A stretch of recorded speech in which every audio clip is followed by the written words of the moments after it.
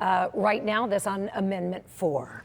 Right now, the yes vote for that, 57.1%. You see the numbers, no, 42.9%, with just more than half of the votes reported to be in across the state of Florida. So again, can it achieve that 60% voter margin it would need for approval? As we said earlier, talking to our analysts, and as we've covered, Governor Ron DeSantis has been all in his opposition, enlisting state agencies to sometimes the consternation of his critics who say taxpayer dollars have been used in this fight.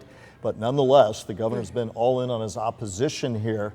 Now keep in mind, this is a state where even after Roe v. Wade was overturned and we'd gone to a 15-week ban that would later be a 6-week ban, what happened in 2022? Charlie Crist tried to run on that issue, not exclusively, but largely on abortion rights. Ron DeSantis beat him by 19 points. So in Florida, a red state now, even though the abortion issue crosses political lines a lot, 57.1% yes, close to the 60%. We'll have to see how the rest of the vote tally comes in, but this is one to closely watch. And just to, refresh your memory, voters, because I know I had to have my ballot in front of me to remember what exactly the amendment said, but Amendment 4 would constitutionally guarantee the right to an abortion in the state. Up till fetal viability, which is viability. generally considered to be about 24 weeks. Right now, a ban on abortions after 6 weeks Correct. is in effect in the state of Florida, and we'll have to see how that plays out. One of the biggest political dramas tonight in the state of Florida, and of course we have team coverage on both sides of this issue. We'll start with Vannia Joseph in St. Pete, where backers of 4 will be watching results. Vannia?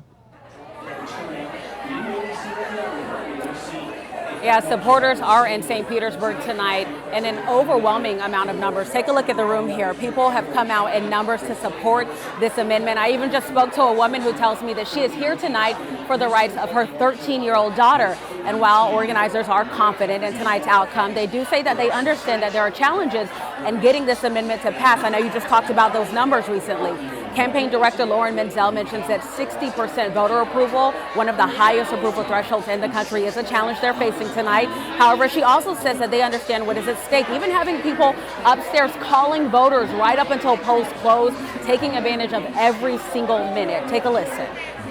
We have seen stories from across the Southeast of women who have lost their lives because of abortion bans. We've seen women in our state who have been forced to give birth to children who have died within their arms. And yes on 4 is the way that voters can end that ban. So women's lives and doctors' ability to provide private care to their patients is at stake tonight.